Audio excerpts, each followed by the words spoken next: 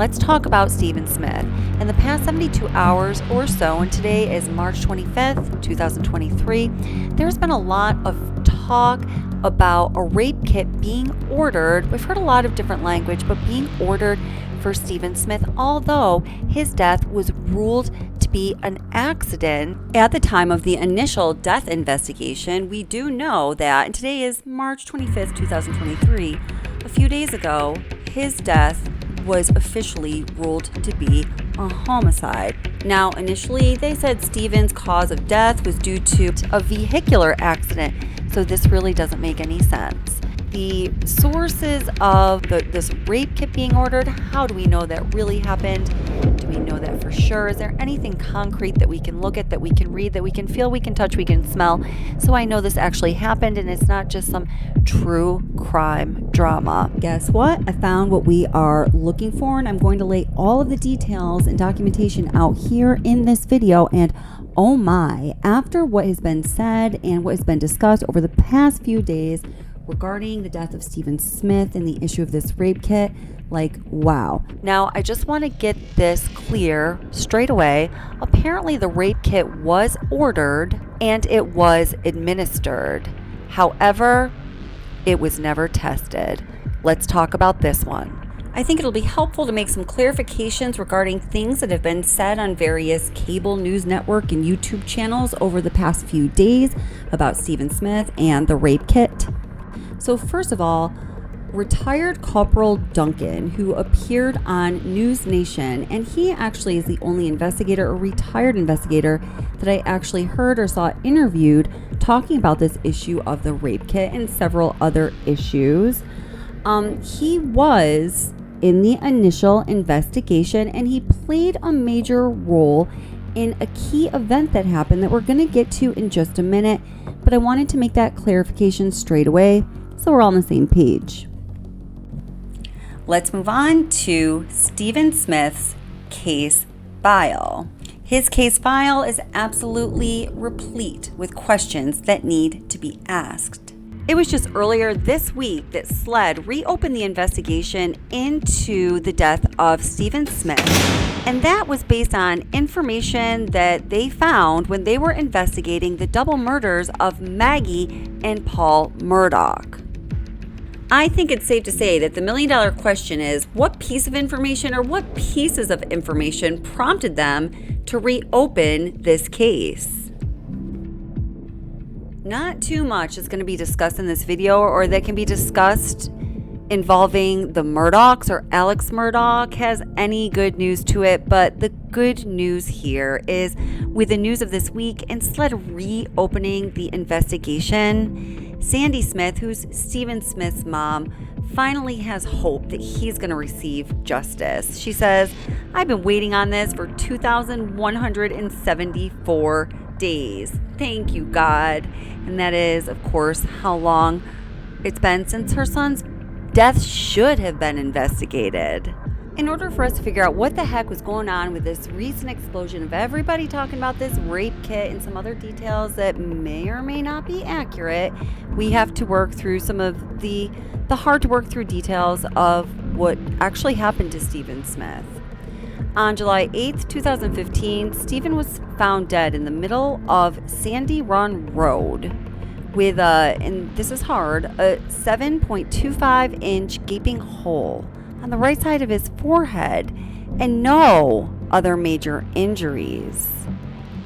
Wow. Todd Proctor, who is a former South Carolina Highway Patrol investigator, said that it looked like Stephen's body was placed in the middle of the road, and he is not the only responder who made such a statement about Stephen's body's placement. In order to understand what happened to Stephen Smith so he can get justice and his family can get peace, and that is what we want with all of our hearts, we have to understand what the heck happened, what went awry with the initial investigation into his very bizarre death. Okay, so I'm providing an actual detailed timeline here, but for the sake of this video and the audio, I'm not going to include every single detail. So this whole series of discombobulated events starts at 3:57 a.m. when somebody calls 911 and he's reporting to see a white male lying in the middle of Sandy Run Road. So 10 minutes later, although there's conflicting reports about when this officer actually showed up, Hampton County Sheriff's Office responds to the scene, and then from there, an hour and about 10 minutes later, somebody shows up from the South Carolina Highway Patrol. And another guy from the South Carolina Highway Patrol was notified of the incident. Now, 3 minutes after that is when one of those guys from the South Carolina Highway Patrol contacts our boy who was on News Nation, Corporal Michael E. Duncan. And then about 20 minutes later, at 5:37, Sergeant Moore of South Carolina Highway Patrol gets a call from one of his comrades telling him about a possible hit and run on Sandy Run Road. So his comrade tells Duncan, our guy from News Nation, that the only injuries to the victim were around the head area. So this is the investigative note that results from all of that. Corporal Duncan called me to advise that he was told it was an apparent homicide and that SLED was taking it over. I was advised there was a possible gunshot wound to the victim's head. Corporal Duncan then discontinued his trip to the scene. I then advised Lieutenant Brock of the updated status of the incident. The confusion only continues from there. So you'll see at 6 a.m., Duncan, this gentleman right here, he says he's on the way to the scene. He calls someone named Booker and said he was told that it, quote, appeared to be a homicide and SLED was taking it over. South Carolina Law Enforcement Division. And remember, Duncan is from the South Carolina Highway Patrol, which, I live in New York, so it's like the state troopers, okay? Booker says he was advised there was a possible gunshot wound to the victim's head. So now it's 6:08 to complicate things even more. South Carolina Highway Patrol and this gentleman here who did an interview the other day on Good Morning America, good interview. I believe him. He's solid. I'm going to post that interview. I suggest you check out the full length as well. Moore is advised by Allen that MATE, which is another organization, is on the way and that Allen is almost at the scene. Moore leaves his house and heads to Sandy Run Road. Allen informs Moore that it is a homicide and it's not a hit and run. Moore tells him to make sure that the coroner and HCSO are also ruling it a homicide, because if they're not all in agreement, that's going to warrant further investigation, right? So Moore's on the ball there. Now, just a few minutes later, at 6:12, SLED, South Carolina Law Enforcement, crime scene was requested by Chief Deputy Billy Jarrell, HCSO, to assist the investigation of a possible homicide in Hampton County. So literally between these three organizations and these 6 to 7 individuals, whether or not you count the person on dispatch, literally none of this information is agreeing with the next piece of information. So 2 guys from SLED respond to the scene. The note said that Chief Jarrell, Investigator Perry Singleton, and several other personnel from HCSO were on the scene. Well, that sounds like it could be almost accurate. 6:25, South Carolina Highway Patrol, Moore, this guy here, arrives at the scene and speaks with Hampton County Coroner Ernie Washington. So Ernie Washington is the Hampton County Coroner. Washington points to wounds on Smith's head and calls it a gunshot wound, showing Moore the, quote, entry point. Hampton County Deputy Coroner Kelly Green showed Moore photos of the body and pointed to a, quote, entry point on Smith's head and also to defensive wounds on Smith's hands. Moore asked Green, quote, if they were sure it was a homicide, and their response was, yes, for sure.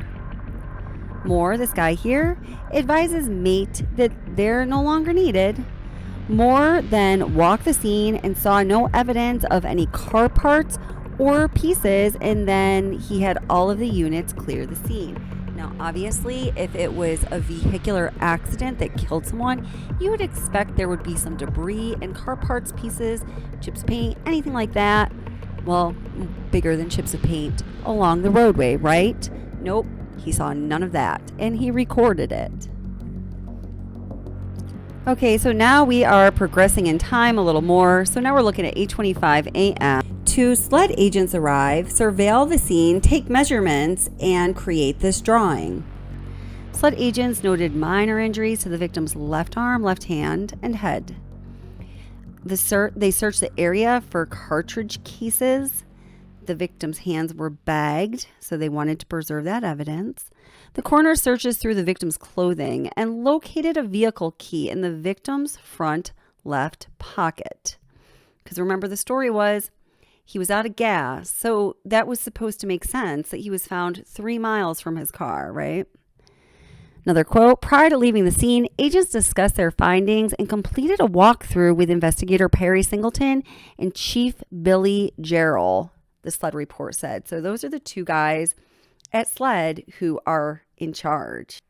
Now remember, the going story as to why Stephen Smith was even able to be hit by a truck outside of his car, away from his car, was that he ran out of gas. He ran out of gas. He needed to go fetch some gas so he could start up his car and be on his way and get on with his day, right?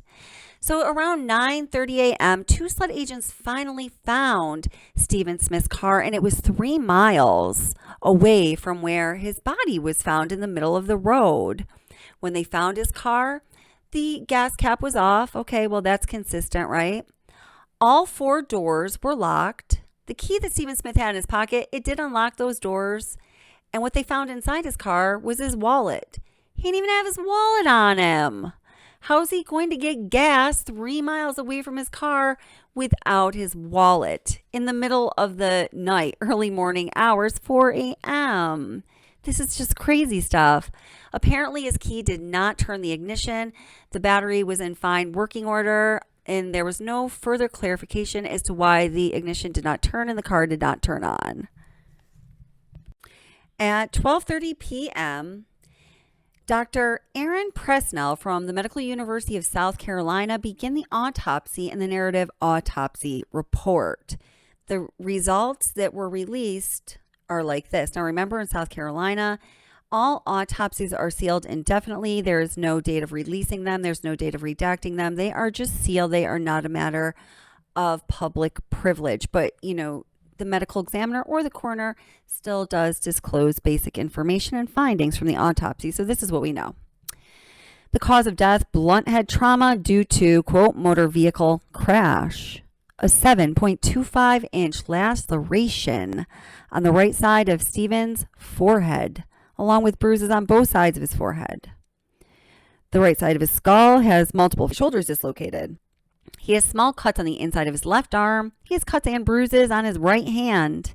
He has cuts on his right arm, including a 6-inch irregular cut on the inside of his right arm.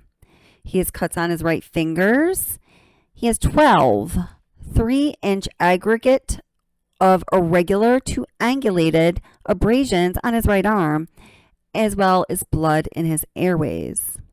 This statement is given in light of historical information and the autopsy findings. It's, in my opinion, in the opinion of the pathologist, that the decedent died as a result of blunt head trauma sustained in a motor vehicle crash in which the decedent was a pedestrian struck by a vehicle. This is what the autopsy report says. 2 of SLED's finest were present at the autopsy, and that's noted in the report. It's noted in the investigative report that these 2 agents from SLED told Alan and Duncan from the South Carolina Highway Patrol that they need not be at the autopsy. Don't bother to come. We got this. They responded first. They, really should have had more information about the scene. They would have been at the scene longer if they weren't misdirected away from the scene of the accident, or what I'm calling the crime scene. The two SLED agents present in the autopsy room are Talon and Burke. Talon notes the weather was cloudy and it was 92 degrees. Now, in an accident report, yes, taking the weather conditions is absolutely critical. However, once you're indoors, you are no longer reporting on the scene of the accident and giving that crime scene narrative. Just to be sure I wasn't making that up, I looked into the professional guidelines for what an investigator or a law enforcement agent is going to include in their commentary or their portion, if there is one, in an autopsy report, and what they are going to be including in a crime scene report. So yeah, autopsy room, we don't need to talk about the weather. I would imagine someone with Talon's level and years of experience would know that. It was also noted, it was determined that the wound in the victim's head was not caused by a fired projectile. It's also noted the pathologist stated that it appeared the victim was struck by a vehicle. No reason given as to why. It was also stated Talon and Singleton should tell South Carolina Highway Patrol that they're going to need to be contacted to investigate. It is also noted Talon contacted Singleton and he told him that South Carolina Highway Patrol would need to be contacted to investigate. So he's saying, yeah, we need to do a further investigation. So this is a SLED to SLED person making this communication. It was also noted that they did collect a gunshot residue kit from the Medical University of South Carolina. Did they administer it? Did they have it analyzed? That's yet to be determined. There is so much more to be discussed regarding the Stephen Smith case, how we're going to find justice for him and his family, and the connection between the Stephen Smith case and corruption and collusion in South Carolina high society and the Murdaugh family. But let's go back to the central question that we were posing when this video began. So there was a rape kit administered, ordered, and then administered, but never analyzed. So there were no results. It was just an ordering of the kit, going through the motions of collecting the samples so it could just sit there. It's interesting, when you go through all of the case files that are available, you will notice that it was South Carolina Highway Patrol that ordered the rape kit, that ordered some of the further investigation and laboratory evaluation that, kind of says, wait, hold up just a minute. I cannot just accept that this was an fatal auto accident. This is crazy. There's literally no evidence to support it. The kid's shoes were on. There's no vehicle paint anywhere on him, near him, around him, within 100 yards of him. Nothing to indicate that any kind of vehicle had any kind of incident anywhere near the poor young boy. So all of the forensic orders that South Carolina Highway Patrol made are opposing this easy conclusion that, oh yeah, it was just a vehicle accident. And I'm going to talk about this more next time, but if you were to check it out yourself, I'm going to put a link to all of the case documents at the end of this video. It's going to be a safe shared file. If you'd like to have access to them, you're just welcome. I'm going to just provide a general password. I'm really excited to do this. Take a look for yourself if you'd like, or I'll explain more to you in the next video or in the next live stream. The forensic analysis and evaluations, further forensic analysis and evaluations that SLED ordered were all in the vein of supporting the conclusion that Aaron Presnell initially made that, oh yeah, it's just a motor vehicle accident. Ho-hum, yep, that's what's up. Goodbye now and have a nice day. Here is what I believe to be one of the most important points of this video for sure, perhaps surrounding this topic, as it moves towards the idea of possible corruption in this case. I think it's more like likely corruption in this case. So do you remember before we heard about the autopsy that Dr. Erin Presnell conducted and her strange report, Hampton County Coroner, Washington, and the Deputy Hampton County Coroner, Kelly Green, both independently indicated to Corporal Moore of South Carolina Highway Patrol where they could see an entrance wound for a gunshot, therefore concluding that the death of Stephen Smith was due to a gunshot. Now, later on, when Moore was concerned about what was going on with the investigation or lack thereof or manipulation of, he circled back to Washington and he was like, hey, could you also come to the conclusion that his death could have been due to a car accident? And Washington would simply say, I'm just going to go with what the doctor says. Now, this is a common thing, from what I understand, that coroners and medical examiners will do. Whoever the appointed coroner or medical examiner is in a particular jurisdiction, they have jurisdiction, they have say over the classifications and the rulings of manner of death in that jurisdiction. And from what I understand, they pretty much respect one another and do not like to step on toes. So that response is not at all surprising. Well, get this. According to investigator Todd Proctor, Kelly Green was fired between the dates of July 22nd and August 18th, 2015. Well, why was she fired?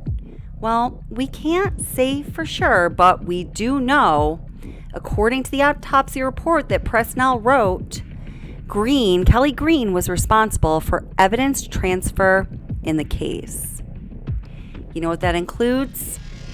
The rape kit. Evidence transfer. The following items are transferred to the Colton County Deputy Coroner Kelly Green, who attended the autopsy on July 8th, 2015.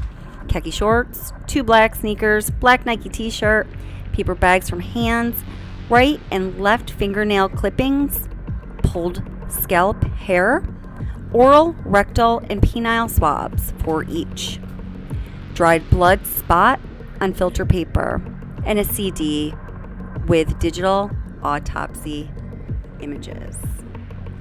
She wanted to analyze that evidence forensically, and before she got a chance to do it, she was fired. So let's end on that note. We're going to pick this up in a part 2 real quick because I'm already working on it. It is really deep, compelling stuff. So please leave a comment. Let us know what you think. I would love to hear. Everyone be safe, and I hope you come back soon.